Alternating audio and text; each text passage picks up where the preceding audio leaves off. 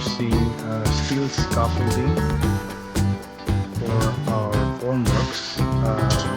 The scaffolding, they are made of 1.5 inch diameter tubular, and then we are using a clamp. We are using this type of clamp, which is there are two types of fixed clamp and a swivel clamp. And the formworks for the column, we are using a phenolic board, 3/4 inches thickness for the formworks, and then with 2x2 square tubular for the framing for the formworks. So that's what we're using for the formworks. So these are the steel scaffolding. We avoid or we discourage using the coconut lumber. This is more efficient way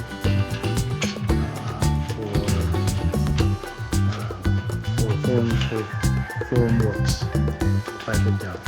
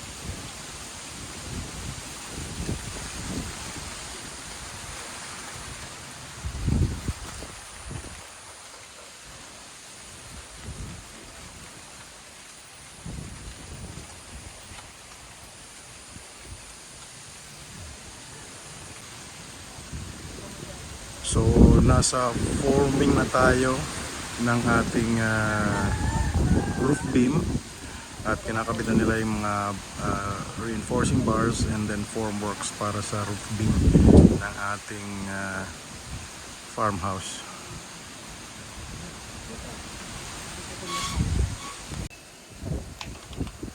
So nasa roof beam tayo, reinforcement bars ang mga kinakabit natin. At the same time, we are doing the formworks para sa roof beam. Ito na yung status natin ngayon, and then later magkukuha tayo.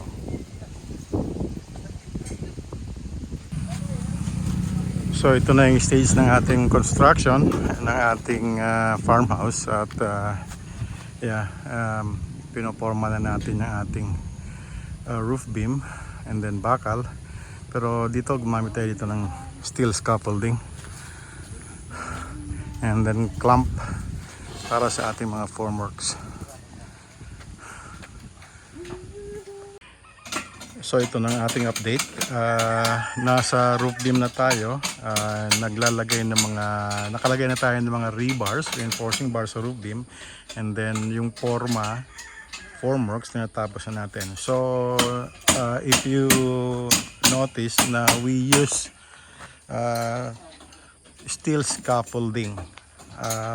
The steel scaffolding na ginamit natin dito are made up of tubular. So itong scaffolding na to, this is 1.5 inches na pipe na ginamit natin na steel scaffolding, and then meron tayong mga clamp na ginagamit.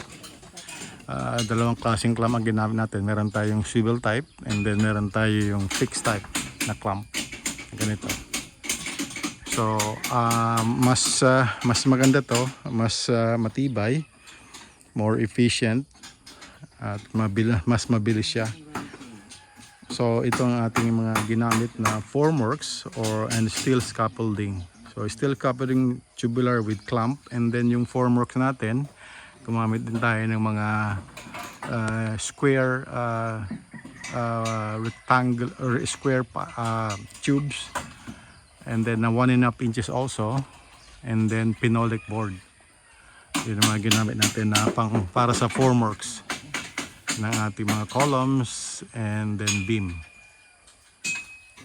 So ito na ngayon ang bagong system ng ng construction na mas efficient, kasi mahirap na ngayon ng mga wood and then coco lumber. So we use the steel scaffolding and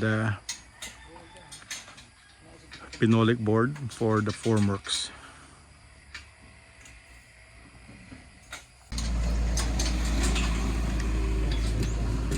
So ito ang ating mga pagpuporma, paglalagay ng formworks para sa ating roof beam.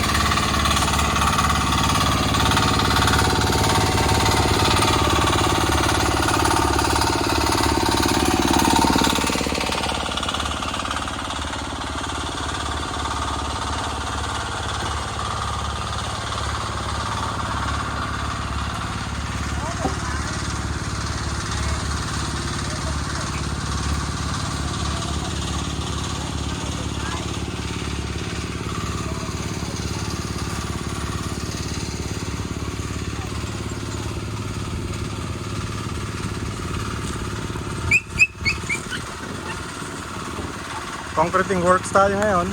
We are doing the concrete works.